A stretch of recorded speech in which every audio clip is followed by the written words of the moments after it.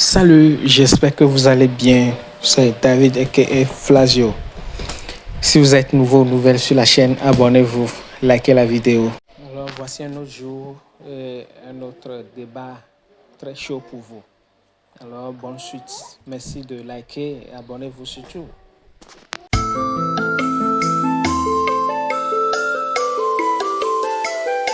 Nous recevons ce matin pour vous Monsieur Pascal Adoko, qui est le numéro 2 de la CDPA et lequel parti est membre de la dynamique pour la majorité du peuple. Monsieur Pascal Adoko, encore une fois, bonjour. Bonjour. Merci pour la patience. Et merci également d'accepter notre invitation, si bien que c'est un jour férié où les frères musulmans sont en train de célébrer l'Aïd el-Fitr. Oui, je respecte la fête de mes frères musulmans. Je leur souhaite bonne fête. Voilà. Mais le Togo a besoin de nous et nous sommes obligés d'agir. Monsieur Adoko, vous êtes le numéro 2 de la CDPA, membre de la DMP. Ma toute première question, est-ce que vous participez aux législatives et régionales désormais du 29 avril, avant le report du 3 avril dernier? Vous parlez de moi-même personnellement? Oui, personnellement, vous. Oui, je suis candidat dans le ZIO. Je suis tête de liste de la DMP dans le ZIO. Voilà. Tête de liste. Oui, tout à fait. Alors, certains partis et candidats se plaignent des préjudices à eux engendrés par le report du 3 avril dernier. Est-ce que la DMP était également affectée? Mais qui ne se préparait pas? Tout le monde s'est préparé. Vous savez, nous sommes dans une situation bizarre. Il est difficile d'imaginer que ceux qui nous dirigent puissent adopter une telle posture. En tout cas, moi, je n'ai jamais soupçonné ça. Et le peu d'estime que j'avais pour eux a disparu. Vous voyez, imaginez un seul instant qu'on convoque un corps électoral. On doit démarrer la campagne par un décret. Immédiatement après, il y a un communiqué du président de la République qui met fin au décret. Et hier nuit, on nous dit qu'il y a un autre décret qui met fin aussi au communiqué. Et donc la prochaine fois, ce sera un nouveau communiqué qui va encore mettre fin au décret. C'est quoi en fait? Et puis le drame dans tout ça, qui fait que le Togolais n'a même pas la concentration nécessaire, on ne lui donne pas la possibilité de se concentrer sur quelque chose. C'est comme nous sommes dans un match de football et il y a au moins 2 ballons dans le jeu. En même temps qu'on nous dit préparez-vous pour aller aux élections, en même temps on nous dit il faut fonder la République. Et des gens s'octroient. Est-ce que ça ne doit pas se faire? Mais comment? Pourquoi? Oui, pourquoi vous ne voyez pas que même ceux qui sont en train, les auteurs de ça, sont même eux-mêmes gênés aux entournures? En quel sens? Mais regardez, on est obligé de prendre un décret. Quelque temps après, on dit non, attendez. Parce qu'il faut donner la priorité à la Constitution que nous sommes en train de changer de manière cavalière. Et puis, on dit, bon, ok, là au stade où nous sommes, c'est déjà bon. On revient encore aux élections. Et etc. Vous pensez que c'est dans un pays sérieux qu'on peut faire ça? Donc, vous pensez qu'on est en train de faire des va-et-vient? Mais bien sûr, vous-même, vous le voyez. C'est comme il y a 2 ballons dans le jeu. On vous dit, il faut jouer le jaune, et puis après, il faut jouer le vert.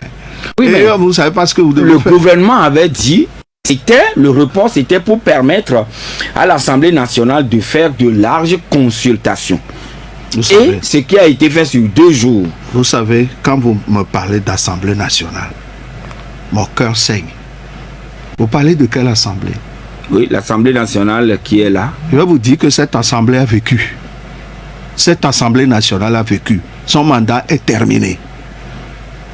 Et la phrase qu'on utilise en disant reste en fonction, vous allez voir les conséquences de ça dans ce que eux-mêmes ils sont en train de concocter.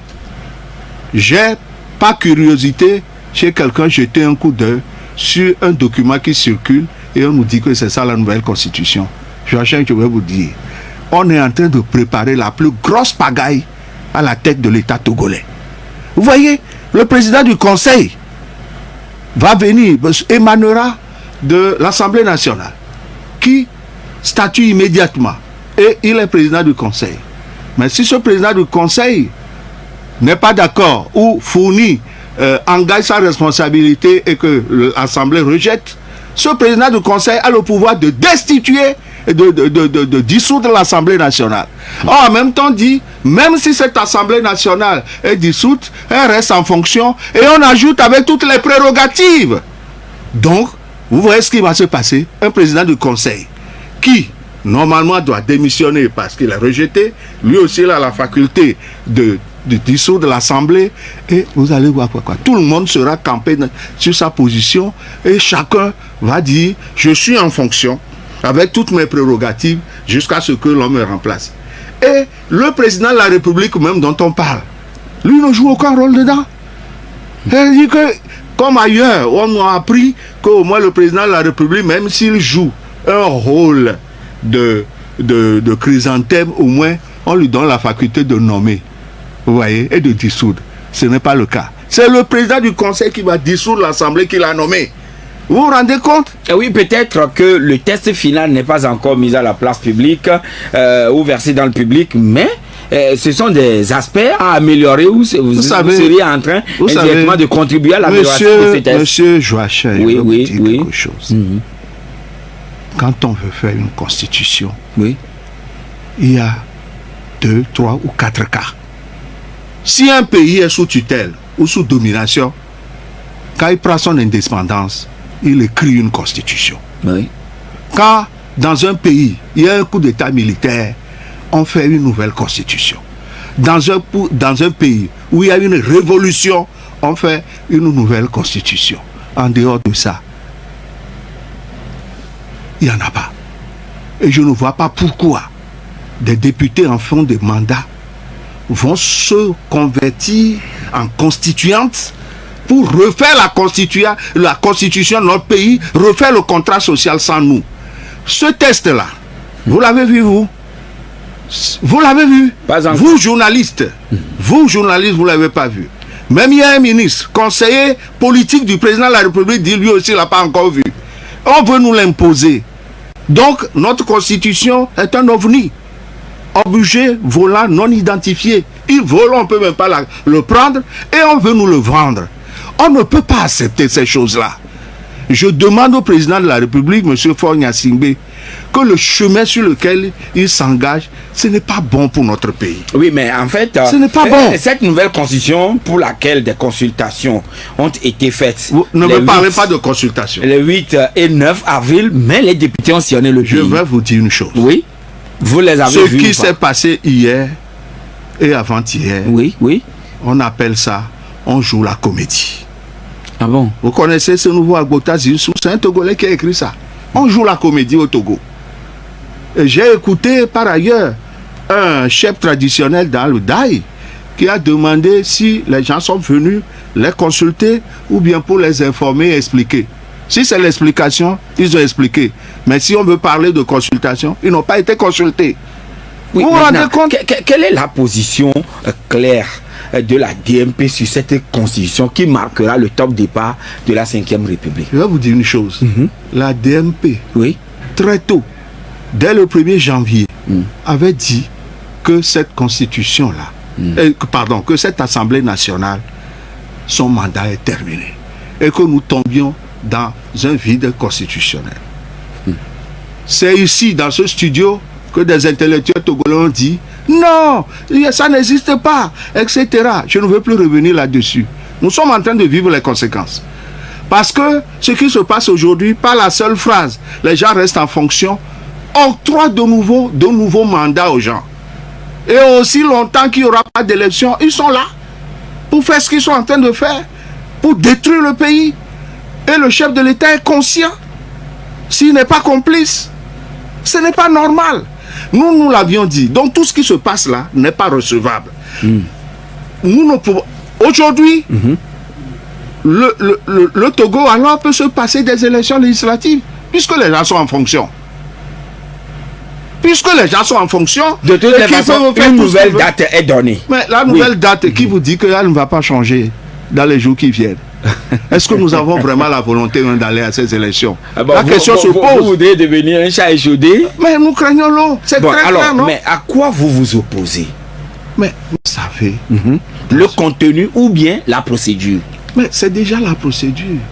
Monsieur Joachim, vous avez loué chez moi.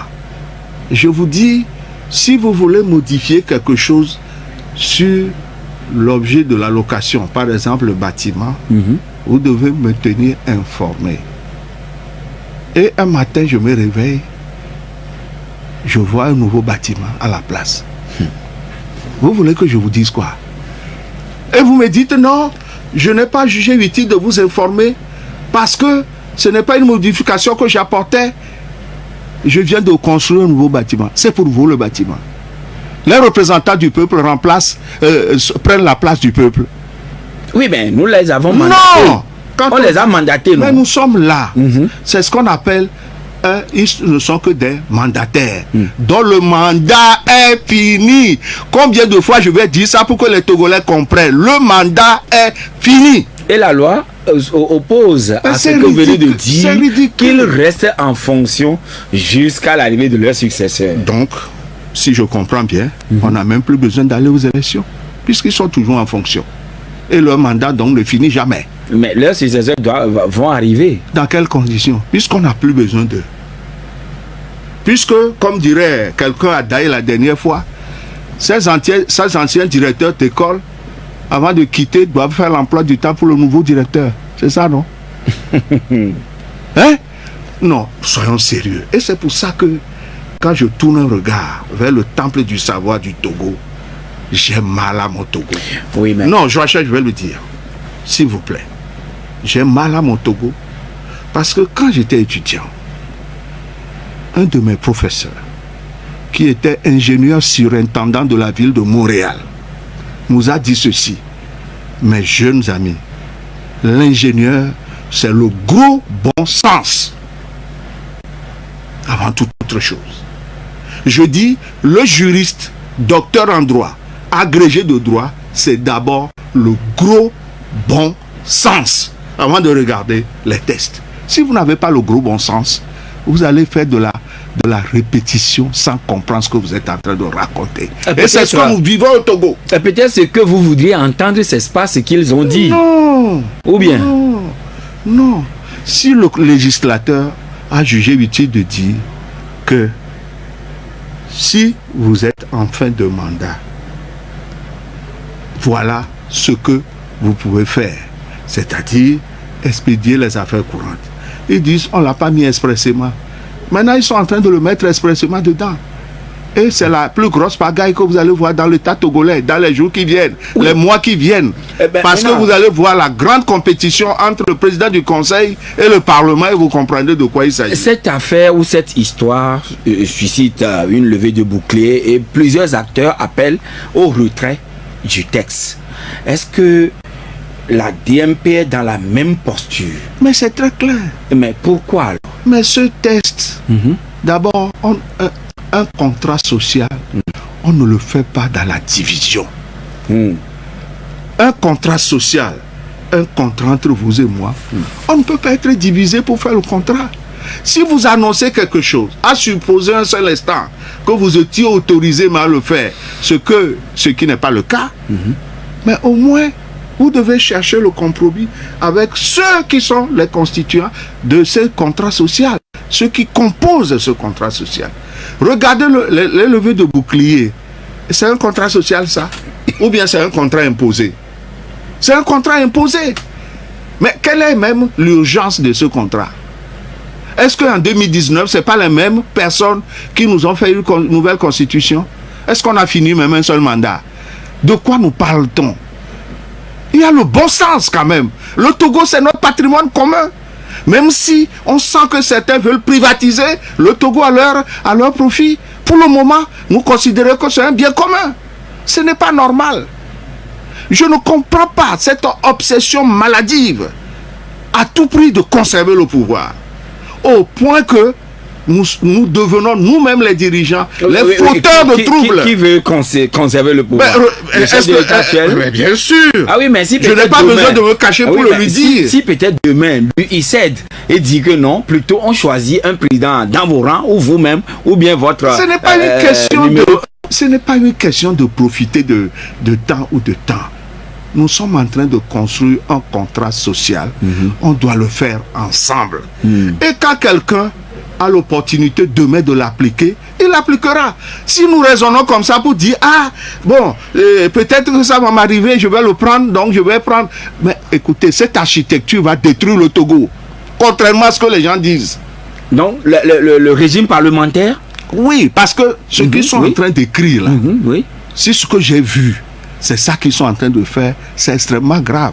Parce que le président de la République, lui sera un homme dans un coin qui n'intervient même pas dans le processus ni de désignation du président du Conseil, ni de la dissolution du Parlement. Donc tu sens confusément qu'on est en train de tailler un habit pour quelqu'un qui a appris à se faire obéir. Et donc il n'est pas question qu'un individu, quelque part dans cette République, soit habilité à dire c'est moi qui t'ai nommé. C'est de ça qu'il s'agit. C'est extrêmement grave. Les Togolais sont conscients de ça. Oui, mais beaucoup d'exemples ont été cités. Quel exemple? À ce qu'on veut faire au Togo. Allez en Italie. Il veut dupliquer ce qui se passe en Italie, en Allemagne, en Inde. Allez en Italie. Celui qui nomme, c'est le président de la République. Quand il y a un conflit entre le président du Conseil et l'Assemblée nationale, comment voulez-vous qu'eux-mêmes ils s'arrangent entre eux? Comment ils vont s'arranger entre eux s'il n'y a pas une troisième personne qui pacifie, qui trouve la bonne personne, qui dit faites ceci, etc. Vous pensez qu'en Allemagne, les premiers ministres s'auto-nomment comme ça? C'est comme ça? En Grande-Bretagne, le premier ministre s'auto-nomme ou bien c'est le roi ou la reine qui le nomme? Oh, c'est toujours dans le parti majoritaire ou la coalition majoritaire qu'on désigne. Mais désigner, ça dit que qu'on élit. L'équilibre des pouvoirs dans un pays ne se construit pas comme ça. Il ne faut pas regarder le visage de Joachim et dire Joachim est tellement beau, il est tellement fort que tout ce que nous devons faire, nous devons l'arranger pour que lui, il soit à l'aise, il fasse ceci. Demain, vous allez payer ça extrêmement cher. Oui, voilà qu'une consultation a été faite. Ou des consultations je vous ai déjà dit, été faites. Oui, j'ai déjà dit, ne me parlez pas vous avez parlé de comédie. C'est une comédie. Voilà, mais quand même, en suivant les chaînes nationales ou la télévision nationale, vous avez constaté quand même que beaucoup de chefs traditionnels de tête couronnée ainsi que des citoyens, lambda peut-être, ont apprécié ce qui s'est fait. Ou bien, vous n'avez pas pu le suivre? Je vais vous dire une chose. Oui. D'abord, ceux qui apprécient là, ils ont vu le test. On leur a expliqué. Ah bon? Celui qui vend sa marchandise, hein? Ablozozoa, ablononazozo, umpawa. Il vient te dire que ce que je suis en tête de vendre, il est bon, il a ce bon côté, et puis toi tu te lèves, tu dis, tu ne prends même pas la marchandise pour le tâter avant de voir si au moins tu vas l'acheter. Mais pauvres têtes couronnées, si je peux les appeler ainsi, ils sont quoi dans notre République malheureusement? Ils sont moins que des chiffons. Et pourtant, c'est des gens de valeur qu'on peut mettre en exemple. Mais le pouvoir en fait quoi? Des sujets.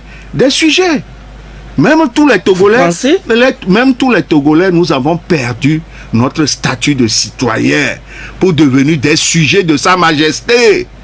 C'est de ça qu'il s'agit. Donc le chef traditionnel du village de Ronkou là, lui va regarder les responsables d'UNI, hein, quand lui-même il s'arrange pour peindre sa maison en bleu pour qu'on ne lui crée pas de problèmes. Il va regarder les responsables d'UNI pour tout ce que vous venez de dire là, moi je ne suis pas d'accord. Vous pensez qu'il y a un chef ils n'ont pas la liberté d'expression? Qu'est-ce qu'il les lit? Est-ce que moi-même, moi qui suis ici, j'ai la liberté d'expression? Vous venez de dire qu'on a libéré un de vos collègues. Oui. Ouais.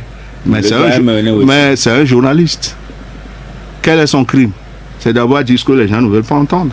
En tout cas, il a publié un article. Nous n'allons pas mais je vais terminer. J'ai appris également, c'est une bonne nouvelle, que mes frères de la DMK ont été libérés. Quel était leur crime? C'est de partager les éléments. Comment des tracts? On est en train de nous créer une nouvelle république. On veut partager ça avec les citoyens et on vous arrête, on parle de tracts. Donc les députés qui sont allés hier dans les villages et compagnie là, ils sont allés distribuer des tracts. Et ils sont aussi allés distribuer des tracts. Ils sont allés persuader les gens, non? Ils ont échangé avec des gens, ils ont sensibilisé, vous savez, ils ont débattu avec des gens. Vous savez, M. Joachim, nous disons acteurs politiques, notre boulot n'est pas facile. Mais vous, les journalistes aussi, ce n'est pas facile. Vous savez, comment il s'appelle? C'est Lawson, hein? Oui. Président de la presse française. UPF, Loïc Lawson. Loïc Lawson, on peut le critiquer, hein? Mais il jouait un rôle important dans notre société. Il faisait en sorte qu'on recueille du sang pour aider ceux qui sont malades. Depuis qu'on l'a mis sous éteignoir, c'est fini, non? Allez demander dans les banques de sang s'il y a du sang. Mais il ne peut plus agir parce qu'il est sous contrôle judiciaire. Nous sommes dans une république où tout le monde est quasiment tout le monde est sous contrôle judiciaire. C'est quoi même? Et ça tourne toujours autour des opinions. On n'est pas d'accord avec ce qu'il a dit. Hein? Le contrôle judiciaire, ce n'est pas des gens qui ont volé, tué et ont dit ceci. Non. Ils ont dit que ce téléphone-là, il est noir. Et les gens vont dire, non, comment tu peux dire que ça c'est noir, c'est du blanc? Tu as fauté et il faut que tu ailles en prison. C'est de ça qu'il s'agit. C'est pas normal. Et par rapport à cette constitution qui a créé de la polémique dans le pays, l'opposition est vent debout et appelle donc à manifester. Le gouvernement a interdit la manifestation. Vous avez envoyé une nouvelle lettre appelant maintenant ou amputant maintenant les 3 jours de manifestation d'une journée, mais le gouvernement réplique et le ton est beaucoup plus menaçant. On est habitué à ça, M. Joachim. C'est pour ça que je dis, je ne peux pas comprendre qu'une portion de Togolais ait pu décider de mettre la pagaille, le désordre, la violence dans notre pays. Parce que le chef de l'État, lui-même, il voit ça.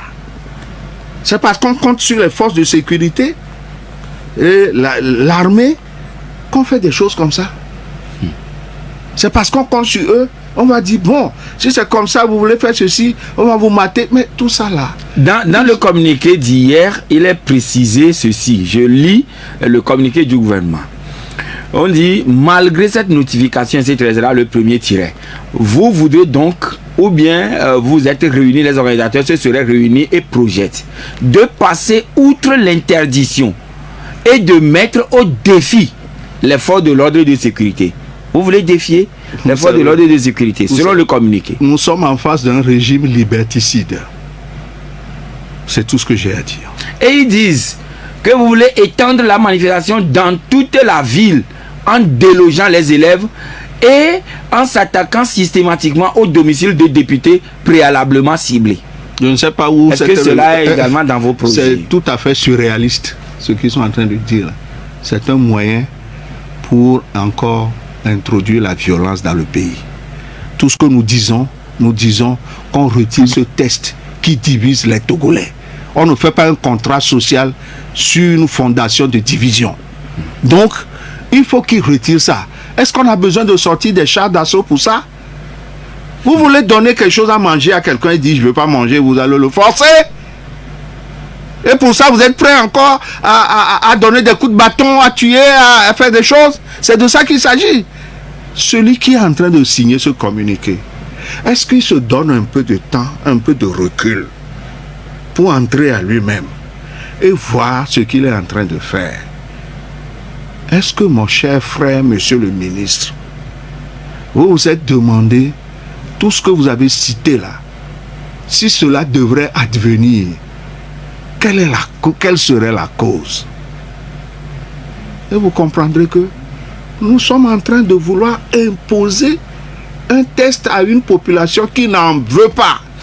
Les mandats ne veulent pas. Les mandataires n'ont pas à s'imposer aux mandats. Voilà, et donc vous avez dans cette ambiance au niveau de la DMP saisi la Cour constitutionnelle. Vous auriez saisi la Cour constitutionnelle. Oui. Est-ce que vous confirmez cela? Nous avions saisi la Cour. Voilà, et vous... Oui. Non, nous avons saisi la Cour constitutionnelle hier même, pour lui dire, mais nous ne comprenons pas comment un simple communiqué pour arrêter un processus électoral. Et que, il faut qu'ils disent le droit pour que le processus soit rétabli. Je ne sais pas s'il y a eu consultation entre la présidence de la République et la Cour constitutionnelle. C'est ça qui a permis de remettre le processus en marche. Je l'ignore, mais nous avions effectivement fait un recours contre justement ce communiqué qui arrêtait le processus électoral. Nous l'avons fait au nom de la DMP. Au nom de la DMP. Voilà. Bon, vous attendez à ce que la Cour constitutionnelle dise non, que l'Assemblée nationale arrête ce qu'elle fait, ou bien que le texte soit rangé dans les tiroirs, ou voilà, en prenant l'initiative. Mais leur mission, la Cour entre autres, c'est de juger de la régularité du processus électoral. Donc c'est à ce titre que nous les avons saisis. Vous savez, le recours vers la Cour constitutionnelle n'est pas ouvert aux citoyens. Ce qui fait que nous avons beaucoup de problèmes, mais on ne sait pas comment, à qui nous adresser. Bon, notre statut de candidat nous permettait de saisir la Cour, et c'est ce que nous avons fait. Maintenant, si vous me demandez si nous attendions une réponse, mais pourquoi vous voulez que je croie le contraire? Jusqu'à la preuve du contraire, il faut que je pense qu'ils sont aptes à remplir leur mission.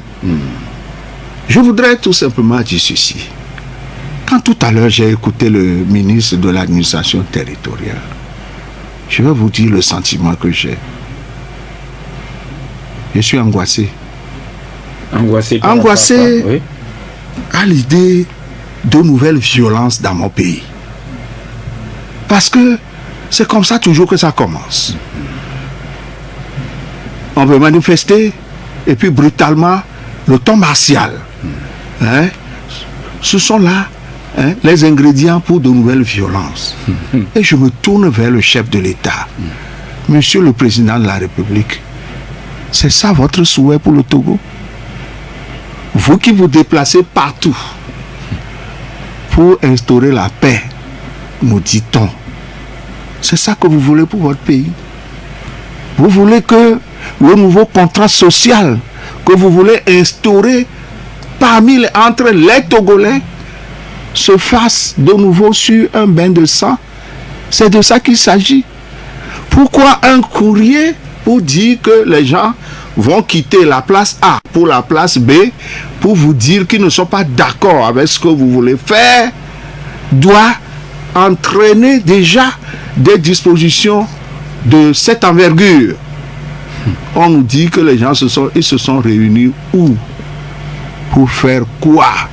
Mais vous êtes nombreux. On peut vous dire comme ça, on peut vous répondre comme ça. Oh.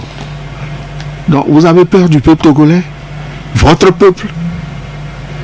Le peuple qui vous adore tant et qui n'a jamais cessé de vous voter depuis près de 60 ans, vous en avez peur? Votre peuple? Votre peuple vous dit, Monsieur le Président, ce que nous voulons, ce nouveau contrat social là, on ne peut pas l'accepter dans les conditions actuelles. Retirez ça. Si vous voulez que nous ayons un nouveau contrat social, vous êtes toujours chef de l'État. Après les élections, remettez le sujet sur la table. On va sensibiliser tous les citoyens. Et tout le monde va comprendre de quoi il s'agit. Et en ce moment, vous nous soumettez ça à un référendum. Parce qu'une nouvelle constitution qui n'est pas adoptée par un référendum n'est pas un véritable contrat social. Donc, à vous écouter, en fait, au niveau de la DMP, vous n'êtes pas contre le contenu, mais contre la manière dont les choses se font. Monsieur Joachim, je ne connais pas le contenu. D'accord. Mais donc, je ne peux pas dire... S'il doit y avoir peut-être changement de régime, il faut que cela, à vous écouter, passe par le référendum. À supposer qu'ils aient une idée géniale pour le Togo.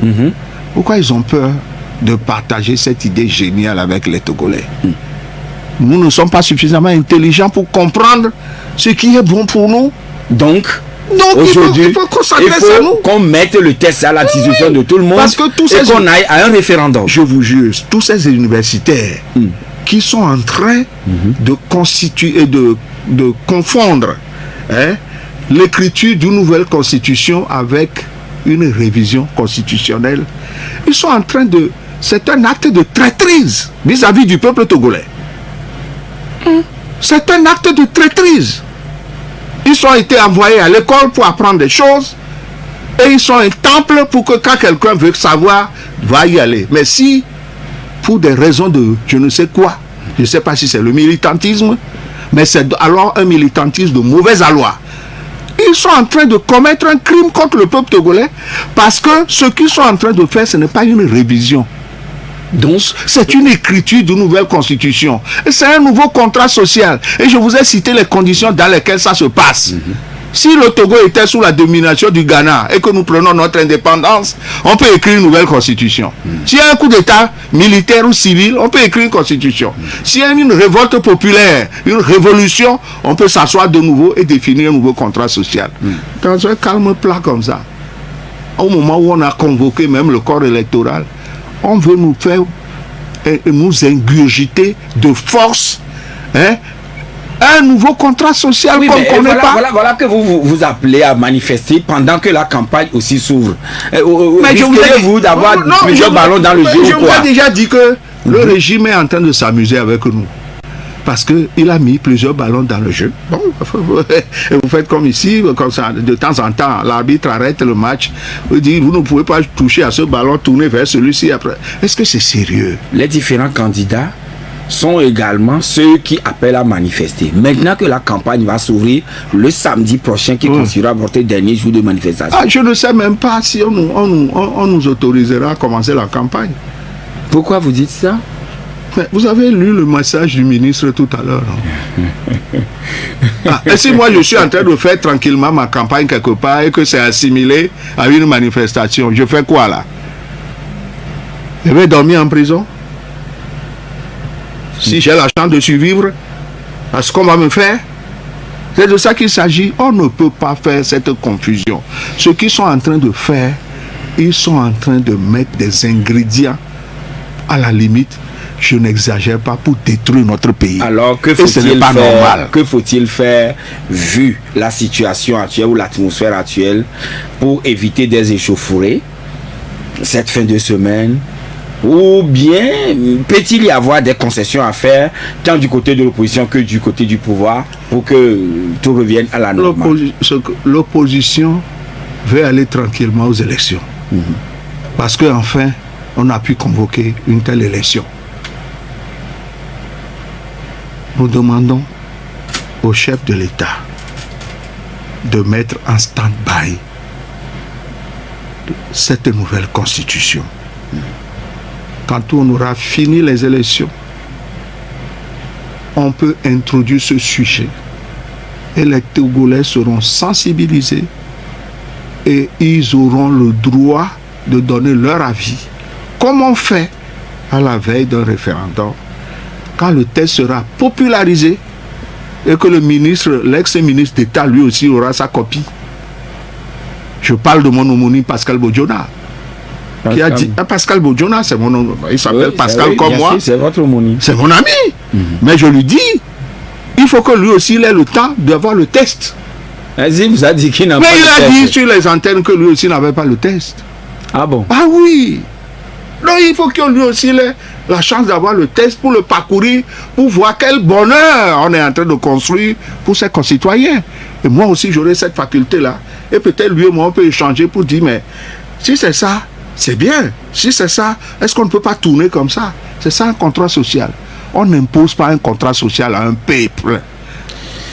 C'est une provocation. Monsieur Pascal Adoko, nous allons recueillir aussi les questions donc des Togolais qui sont bien branchés et qui vous écoutent aussi. Alors, monsieur 92 02 80 63 99 70 70 90. Pendant ce temps, beaucoup de questions pleuvent aussi au niveau de la page Facebook de la radio. Nous en tiendrons compte tout à l'heure. Alors, monsieur Pelé, bonjour.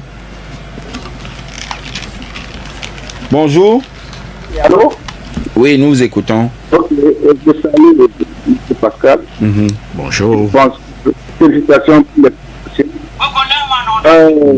Ce que moi je voulais dire, c'est que le peuple togolais est debout. Pas pour aller aux élections, pas pour dire non du projet, qu'on ne connaît même pas le contenu, dont les gens sont partis expliquer à la population et des intellectuels, des populations sont là, on ne connaît pas. Mais comment dans 48 pays, la population togolaise de 8 millions de Togolais pour comprendre cela? C'est la première explication que nous devons nous donner. D'accord. Bien noté. Monsieur Adoko, vous avez un élément de réponse à lui apporter? Non, vous savez, ça dit que nous sommes obligés de dire que nous ne sommes pas sérieux. Le pouvoir togolais n'est pas sérieux. Ce qu'ils sont en train de faire, ce n'est pas une bonne chose. Ce que, en 1h30, on a dit qu'on a consulté le peuple togolais. Moi, je n'ai pas été consulté. Et pourtant, moi aussi... Est-ce que vous étiez disposé à être... peut-être à être reçu? Est-ce qu'ils ont le temps de me recevoir même? Est-ce qu'ils ont le temps de me recevoir? Le chef de l'État a prêté serment de veiller sur chaque Togolais. Ce qui est en train de se passer là. Est-ce que dans son âme et conscience, le chef de l'État pense qu'il est en train d'instaurer la paix, les conditions d'une paix, ou bien les conditions du désordre? Oui, il faut qu'il s'interroge. Il est mon chef d'État. Oui. Moi, je dis, je suis angoissé à l'idée d'entrevoir encore des difficultés énormes pour mon pays. Est-ce que lui aussi, il est conscient de ça? Ou il trouve que c'est rien du tout? Pourquoi alors on est en train de dire que les Togolais sont en train de se réunir pour faire ceci, faire cela? Pourquoi ils ne l'ont pas fait hier ou avant? Ils ne l'auraient pas fait hier ou avant-hier, si tant est que ce qu'on dit est vrai. Alors, nous allons accueillir le second intervenant qui est en ligne avec nous, Monsieur Ouro. Bonjour. Allô? Oui, bonjour. Oui, bonjour, José. Votre nom? Allô? Votre nom, c'est... Monsieur Ouroubele. Ah, d'accord. Bonne fête à vous. Oui, merci. Là, je vous invite en même temps. Merci. Bonjour, l'invité. Bonjour, Monsieur Ouroubele. Oui, Monsieur Pascal, vous avez dit quelque chose tout à l'heure ici qui n'a pas plu, nous, les Togolais que nous sommes. Vous dites qu'il faut que vous alliez aux élections d'abord, comme ça, après, le chef de l'État, comment l'appelle la nouvelle constitution, on peut la soumettre et expliquer aux Togolais le bien fondé, donc comme ça ne fait rien. Mais Monsieur Pascal, mais voilà pourquoi nous, les citoyens, même si nous voulons nous battre en faveur de l'opposition, c'est que quelque part on a un peu froid. Parce que tel que vous venez de dire là, ça veut dire qu'il faut que vous alliez aux élections, peut-être si vous êtes député. Donc c'est le point qui vous préoccupe, ce n'est pas le fait que la dictature a duré au Togo. C'est ce que nous on a pu comprendre par vos propos. Ça là, c'est pas... D'accord. Monsieur Ouro, le président Ford reste là-bas pendant longtemps, ce n'est pas ça le problème. Vous allez expliquer aux Togolais le bien fondé du système... D'accord, vous avez été bien compris, Ouro. Alors, pour lui... Non, je crois qu'il ne m'a pas compris. Mon frère Ouroubele, vous ne m'avez pas compris. Je dis ceci. Les gens disent qu'ils veulent nous offrir quelque chose de bien. Est-ce que c'est dans ces conditions qu'on va nous offrir quelque chose de bien? S'ils veulent nous offrir quelque chose de bien, ils n'ont qu'à partager ça dans la population et qu'on ait le temps de le faire. Et qu'au retour des élections... puisque les élections sont également programmées. Au retour des élections, on verra ce qui se passera, nous allons voir. Donc en cela, selon lui, c'est le comme chef de l'État reste et vous, c'est seulement les postes de députés que vous vouliez. Non, c'est ça qu'il doit comprendre. Non, je dois expliquer. Il faut qu'il comprenne que le chef de l'État, pour le moment, il est en fonction jusqu'en 2025. Donc, les élections vont avoir lieu le 29. Si tant est que ça a lieu. Donc il ne faut pas qu'ils confondent. Vous doutez toujours. Donc il faut qu'ils comprennent que je ne dis pas que je suis enchanté de devenir député. Peut-être que M. Ouroubele, lui, il est content d'avoir les anciens députés qui sont toujours là-bas qui sont en fonction et qui continuent de légiférer pour lui, je ne crois pas. Donc, pas de procès d'intention dans ce sens-là. Madame Messi a aussi une préoccupation. Bonjour, madame. Mais si on comprend bien là, on maintient à nous gouverner à la baïonnette ou quoi? Oh, les gens doivent avoir une conscience. 2005 s'est passé, on a tant souffert avec ces milliers de morts là. On a signé un APG qui donne le droit à ce régime de passer la main en 2015. Ils sont là jusqu'en 2024 et tout ça là. Et ils nous font ça. Est-ce que c'est normal? Est-ce que vous et les politiques là, vous aviez eu tort de signer un APG? Est-ce que vous aviez eu tort? Est-ce qu'on a le droit de nous gouverner ainsi, comme des animaux? C'est normal. Oui, madame ici, vous avez été comprise, hein, oui? Oui, non, madame ici, comme je vous l'ai dit, je suis très peiné, j'ai mal à mon Togo.